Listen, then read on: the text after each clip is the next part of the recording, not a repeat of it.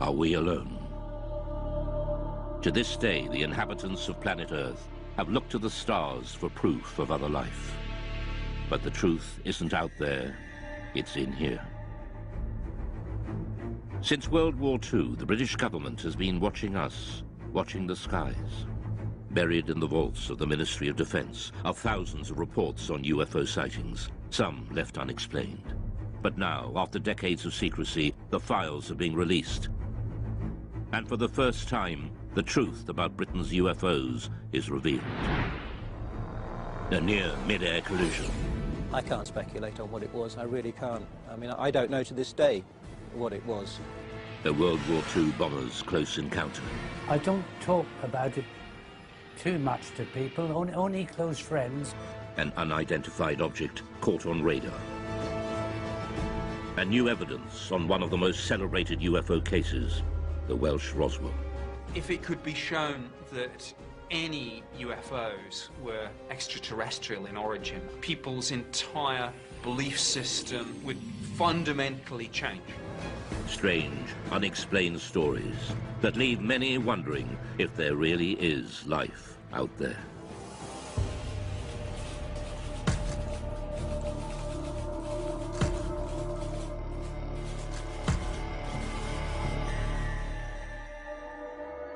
What are three popular word searches on the internet? Perhaps the first two are no surprise. UFOs have an incredible hold on the popular imagination, but few myths have involved government investigations, surveillance, and cover-ups. UFOs have. One person who knows just how seriously UFO sightings have been taken by the British authorities is ex-MOD operative Nick Pope.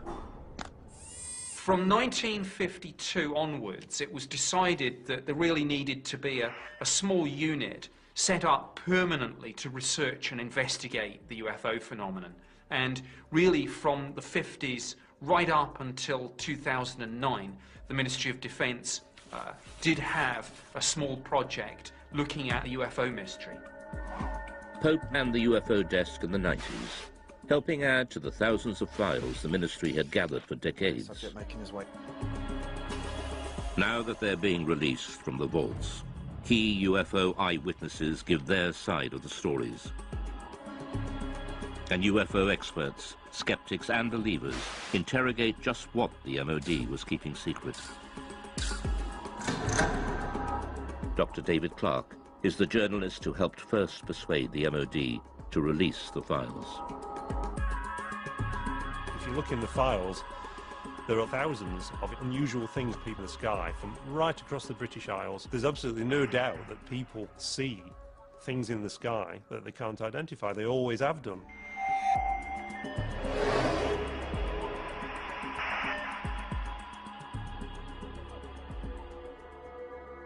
6th of January 1995.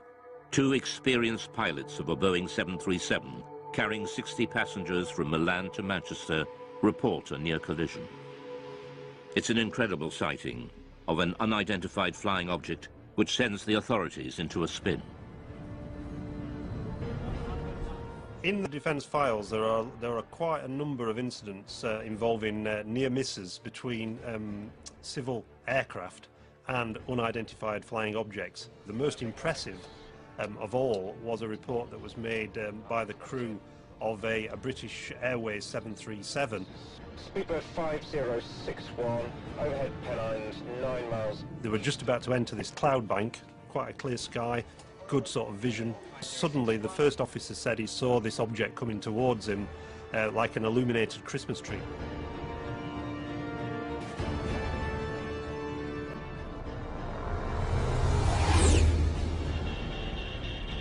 What the hell? It was so low in its approach and so close that he automatically ducked, thinking there was going to be a collision. And this thing just zoomed past, and immediately he turned to the captain and said, "Did you see that?" The captain said, "Yeah, I saw it as well." Immediately the pilots radioed into Manchester Control Tower.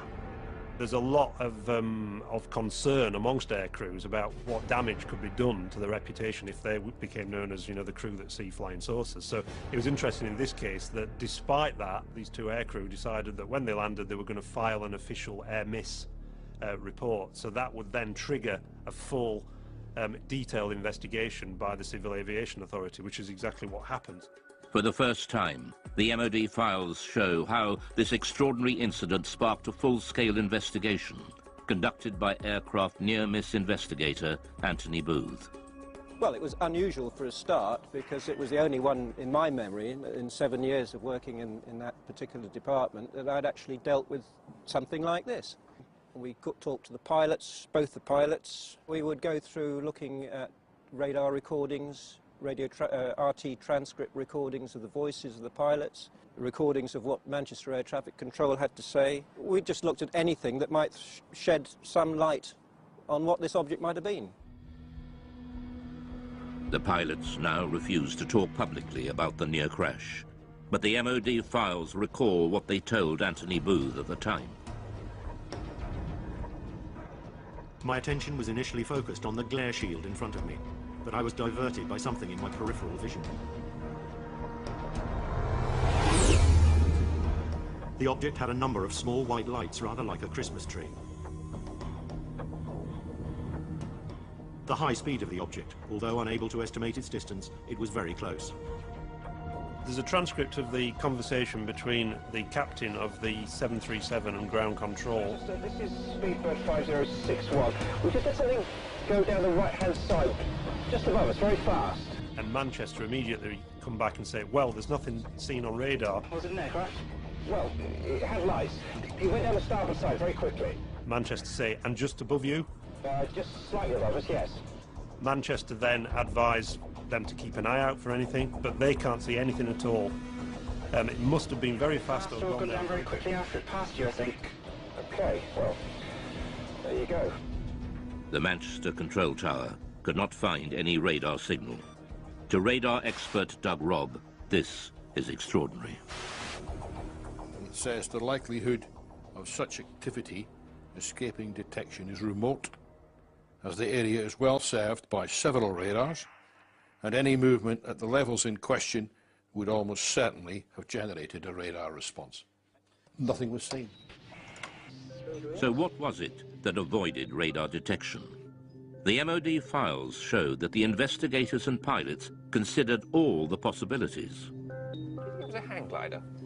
At night, he's suicidal. Hang glider would not be picked up by normal radar, no.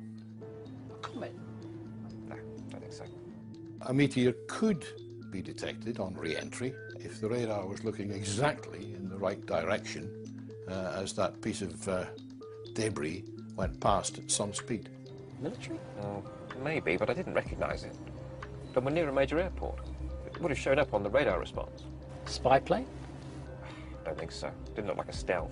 Stealth aircraft would not be picked up by normal radars. If a spy plane is being kept secret, it's not going to be flying where people can see it. And certainly nowhere near airliners. UFO? That'd be daft. I don't know. These pilots are not lying. They did have an unusual experience, which to them remains baffling. The files show the investigation seriously analysed the possibility of military activity, but they found no evidence from any official source. It seems most unlikely that such a flight would have been conducted so close to a busy international airport. So what was it? We revealed the conclusion locked away in the MOD vaults since 1995, reached by Anthony Booth's investigation. Most of the incidents that we looked at, we could arrive at some conclusion, definite conclusion, but in this case, we couldn't really. We had to come up with an assessment of cause and risk. Both the risk and the cause were unaccessible. Degree of risk, unaccessible. Cause, unaccessible. Really, that statement is really, really unusual to find that in an official air miss report, and it's basically saying we don't have a clue what was seen. Look, they'll say back at BA. I think they might rib us about this one. At the end of their the summary of the working group's discussions, it says that there is no doubt that these pilots both saw an object and that it was of sufficient significance to prompt an air miss report. Unfortunately, the nature and identity of this object remains unknown. To speculate about extraterrestrial activity, fascinating though it may be, is not within the group's remit and must be left to those whose interest lies in this field. To some ufologists like Nick Pope, the absence of any real conclusion leaves serious and unanswered questions.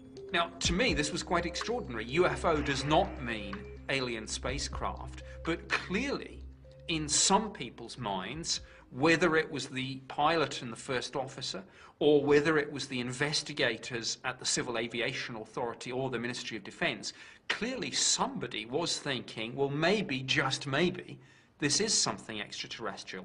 I can't speculate on what it was, I really can't. I mean, I don't know to this day what it was. All I know is that we can't assume we know everything in this day and age. There may be things that we don't know about.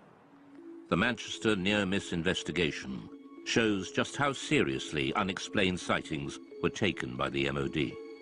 But the UFO desk had been receiving reports from pilots for decades. The files reveal sightings during World War II, and in some cases these were considered so grave they were referred right to the top of government. The newly released UFO files confirm what many experts suspected. The British government was investigating unexplained sightings as far back as World War II.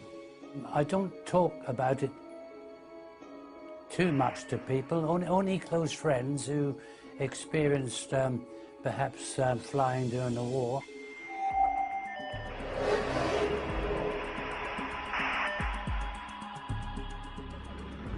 Spring 1944. Britain was engaged in heavy bombing raids over Germany. Rumours of strange, unidentified missiles were getting through to top command. Considered a threat to public morale, the MOD files reveal that the order to keep them secret came right from the top. Sightings such as the one seen by gunner Bernard Dye.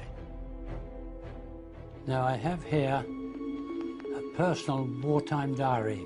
I'll read you an entry which I wrote on the 26th of April. Operation Essen. 300 aircraft raided Essen. Dye then recorded the most extraordinary sight. By unidentified objects, which I describe as just red balls of fire. This is the first time Bernard Dye has spoken on television about what happened that night. We left the target area and we were heading back towards Mildenhall, our base. We were heading across France. Everything appeared to be peaceful. Suddenly I saw 3 balls of fire coming up from below and reported this to our pilot, Arthur Horton, on the intercom. A few seconds afterwards, the rear gunner, Brian Harper, he observed 2 more red balls of fire. Immediately, Arthur was a bit perturbed, and were they fighters? No, not fighters, Arthur, just balls of fire coming towards us. I said to Arthur, now, evasive action, corkscrew, starboard, go, go, go.